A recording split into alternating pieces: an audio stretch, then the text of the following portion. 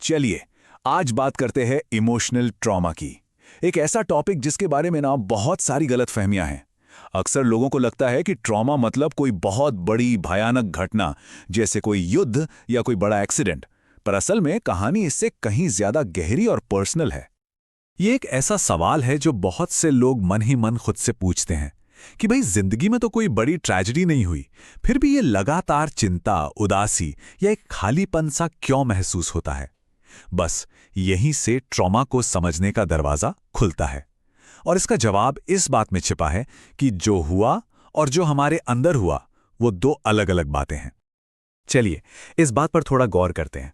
मतलब ट्रॉमा वो हादसा नहीं है, ट्रॉमा वो असर है जो उस हादसे ने हमारे अंदर, हमारे नर्वस सिस्टम में छोड़ा। ये बाहरी घटना के बारे में कम और हमारे भीतरी अनुभव के बारे में ज्यादा है। सोचिए, एक ही घटना से दो लोग गुजरते हैं, पर दोनों पर असर जमीन आसमान का हो सकता है। तो फिर असली सवाल यह है कि ट्रॉमा है क्या? मतलब साइकोलॉजी की भाषा में इसे क्या कहते हैं? चलिए समझते हैं। इसे ऐसे समझिए, जब कोई एक्सपीरियंस इतना ज्यादा ओवरवेलमिंग हो जाता है कि हमारा दिमाग और शरीर दोनों ही उसे प्रोसेस नहीं कर पाते, तब ट्रॉमा बनता है। खासकर जब उस वक्त कोई सपोर्ट नहीं था, भागने का कोई रास्ता नहीं था और किसी ने उस दर्द को समझा नहीं। ये शरीर का सिग्नल है कि बस ये बहुत ज्यादा हो गया, मेरे बस का नहीं था। और ये सिर्फ दिमाग की बात नहीं है, ये एक फिजिकल रिएक्शन भी है। और यहीं पर हमें एक बहुत बड़ा फर्क समझना होगा, एक नॉर्मल याद और एक ट्रॉमा के निशान में। याददाश्त तो एक कहानी है जो हम सुनाते हैं, लेकिन ट्रॉमा का निशान वो कहानी नहीं, वो एक फीलिंग है, एक एहसास जो हमारे शरीर में घर कर लेता है। जैसे मसल्स में एक अजीब सा तनाव, सांस लेने का बदला हुआ पैटर्न या छोटी छोटी बात पर एकदम से चौंक जाना। और इसीलिए कहते हैं कि दिमाग शायद भूल भी जाए पर शरीर कभी नहीं भूलता। तो ये जो ट्रॉमा है, ये सिर्फ एक इमोशनल चीज नहीं है, ये लिटरली हमारे ब्रेन की वायरिंग बदल देता है। चलिए देखते हैं कैसे। न्यूरोसाइंस हमें क्या सिखाता है। हमारे ब्रेन में एक अलार्म सिस्टम होता है जिसे एमिगडाला कहते हैं।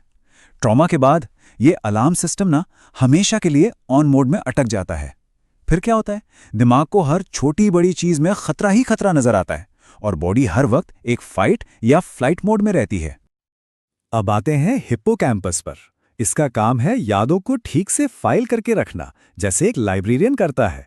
ट्रॉमा के दौरान ये लाइब्रेरियन घबरा जाता है और अपना काम ठीक से नहीं कर पाता। नतीजा, यादें एक कहानी की तरह नहीं बल्कि बिखरे हुए टुकड़ों की तरह रह जाती हैं। और यही वजह है कि फ्लैशबैक होते हैं, जहां लगता है कि वो पुरानी घटना आज अभी हो रही है। और फिर है हमारा प्रीफ्रंटल कॉर्टेक्स। ये हमारे दिमाग का समझदार हिस्सा है, लॉजिक वाला हिस्सा। समझ लीजिए जहाज का कैप्टन। जब ट्रॉमा वाला अलार्म बजता है तो ये कैप्टन सीधा ऑफलाइन हो जाता है। फिर लॉजिक काम नहीं करता, सिर्फ जिंदा रहने की इंस्टिंक्ट काम करती है। इसीलिए ट्रॉमा के रिएक्शन अक्सर लॉजिकल नहीं लगते। अच्छा, तो अब ये समझना भी जरूरी है कि ट्रॉमा सिर्फ एक टाइप का नहीं होता, इसके कई अलग अलग रूप हैं और कई तो ऐसे हैं जिन्हें हम अक्सर पहचान ही नहीं पाते।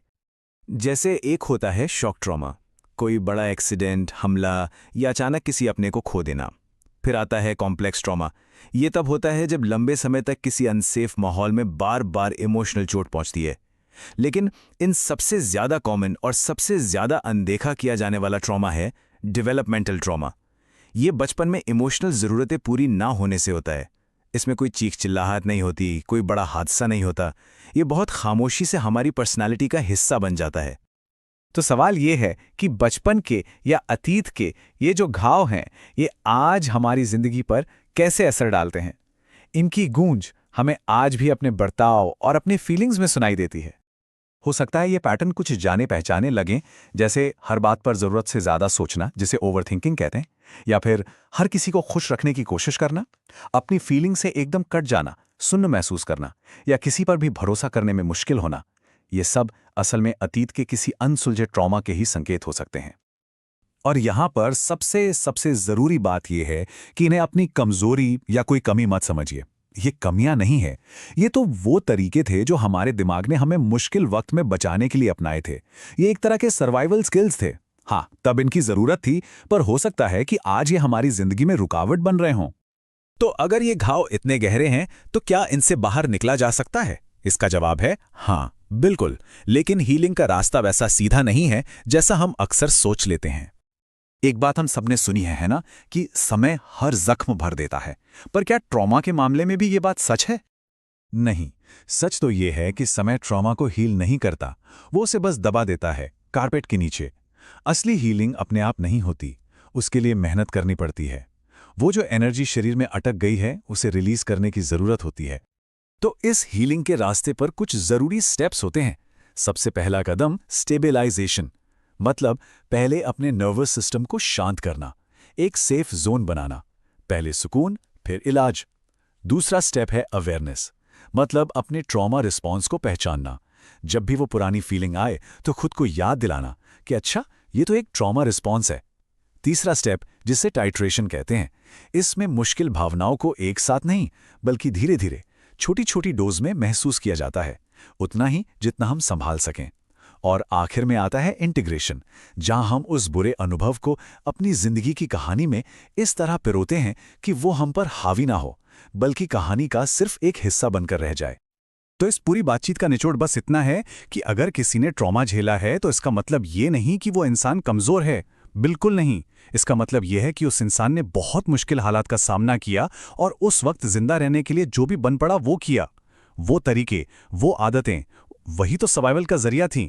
और इस बात को समझना ही हीलिंग की तरफ पहला और सबसे ताकतवर कदम है। ये खुद को ये याद दिलाने जैसा है कि आप कमजोर नहीं, आप एक सर्वाइवर हैं। अगर वीडियो पसंद आई हो तो फोकस ट्यूबर को सब्सक्राइब जरूर करें।